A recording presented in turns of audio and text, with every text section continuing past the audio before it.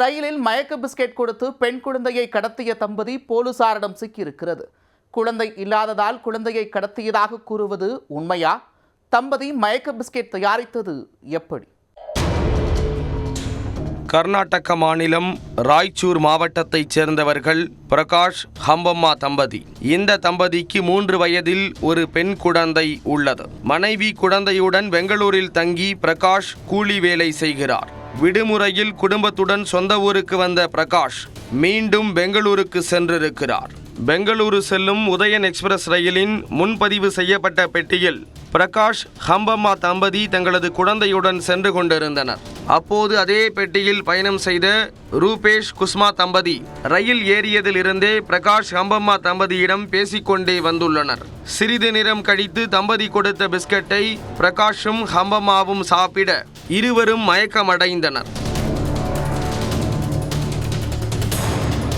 மயக்கத்தில் இருந்த நேரத்தில் அவர்களின் 3 வயது பெண் குழந்தையை ரூபேஷ் குஷ்மா தம்பதி தூக்கி கொண்டு ஆந்திராவின் அனந்தபூர் ரயில் நிலையத்தில் இறங்கி தப்பிச் சென்று விட்டனர். ரயில் தர்மாவரம் வந்தபோது பிரகாஷும் ஹம்பம்மாவும் மயக்கம் தெளிந்து கண்விழித்து பார்க்க குழந்தையை காணாமல் அதிர்ச்சி அடைந்துள்ளனர். குழந்தையை ரூபேஷ் குஷ்மா தம்பதி கடத்தி சென்றிருப்பதை அறிந்தவர்கள் தர்மாவரம் காவல் நிலையத்தில் புகார் செய்தனர். குழந்தையை கடத்திய தம்பதி தங்கள் அருகே அமர்ந்து பயணம் செய்த இன்னொருவரிடம், எங்களுக்கு திருமணமாகி 25 ஆண்டுகள் ஆகியும் குழந்தை இல்லை.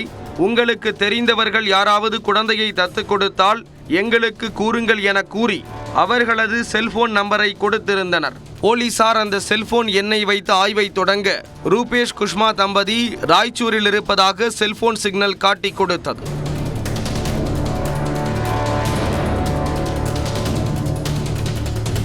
உடனே ராய்ச்சூர் போலீசாருக்கு தகவல் தெரிவிக்க அவர்கள் ராய்ச்சூர் பேருந்து நிலையத்தில் சுற்றி திரிந்த ரூபேஷ் குஷ்மா தம்பதியை சுற்றி வளைத்து பிடித்து அவர்களிடம் இருந்த குழந்தையை மீட்டனர்.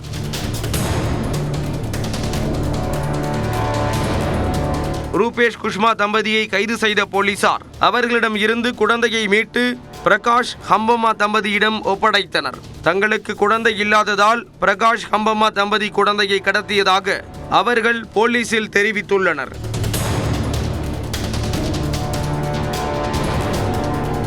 ஆனால் அவர்களிடம் மயக்க மருந்து கலந்த பிஸ்கெட் எப்படி வந்தது, இவர்கள் வேறு ஏதாவது குழந்தையை கடத்தி இருக்கிறார்களா என்பது குறித்தும் போலீசார் விசாரணை மேற்கொண்டு வருகின்றனர்.